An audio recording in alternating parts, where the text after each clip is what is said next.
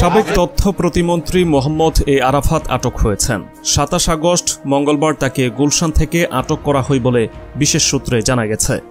মোহাম্মদ আলী আরাফাত ঢাকার একটি আসনের সংসদ সদস্য ছিলেন। ৫ আগস্ট শেখ হাসিনা দেশ ছাড়ার পর সাবেক এই প্রতিমন্ত্রীকে জনসমক্ষে দেখা যায়নি। তিনি কোথায় আছেন সে সম্পর্কেও কোনো তথ্য পাওয়া যায়নি। আরাফাত ঢাকার ফরাসি দূতাবাসে লুকিয়ে রয়েছেন। গত ১৪ আগস্ট এমন তথ্য সামাজিক যোগাযোগ মাধ্যমে ছড়িয়ে পড়ে এই বিষয়ে প্রতিক্রিয়া জানায় ঢাকার ফরাসি দূতাবাস। ফ্রান্স দূতাবাস জানায় সাবেক প্রতিমন্ত্রী মোহাম্মদ এ আরাফাত ফরাসি দূতাবাসে লুকিয়ে আছেন এমন গুজব সামাজিক যোগাযোগ মাধ্যমে প্রচার করা হচ্ছে, তবে এটি সম্পূর্ণ মিথ্যা। এদিকে গত ১২ আগস্ট মোহাম্মদ আলী আরাফাত তার স্ত্রী ও তাদের মালিকানাধীন ব্যবসা প্রতিষ্ঠানের ব্যাংক হিসাবে লেনদেন স্থগিত করার আদেশ দেয় বাংলাদেশ ব্যাংকের আর্থিক গোয়েন্দা বিভাগ। সব ব্যাংক ও আর্থিক প্রতিষ্ঠানের কাছে এই নির্দেশনা পাঠানো হয়।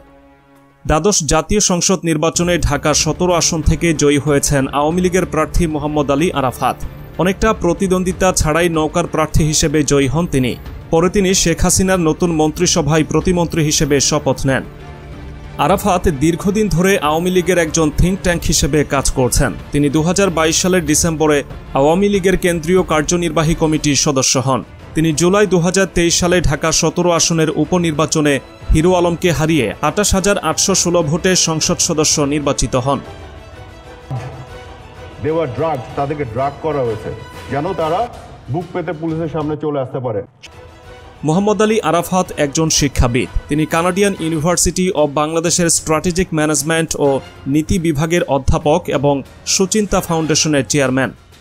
তিনি বাংলাদেশের অর্থনৈতিক উন্নয়ন ও চ্যালেঞ্জ, ট্রানজিট এবং কানেক্টিভিটি, বিদ্যুৎ খাতের জন্য উপযুক্ত নীতি, যুদ্ধাপরাধের বিচার, বাংলাদেশের রাজনৈতিক উন্নয়ন ও গণতন্ত্র ইত্যাদির মতো বিভিন্ন বিষয়ে জাতীয় ও আন্তর্জাতিক মিডিয়াতে অনেক নিবন্ধ লিখেছেন।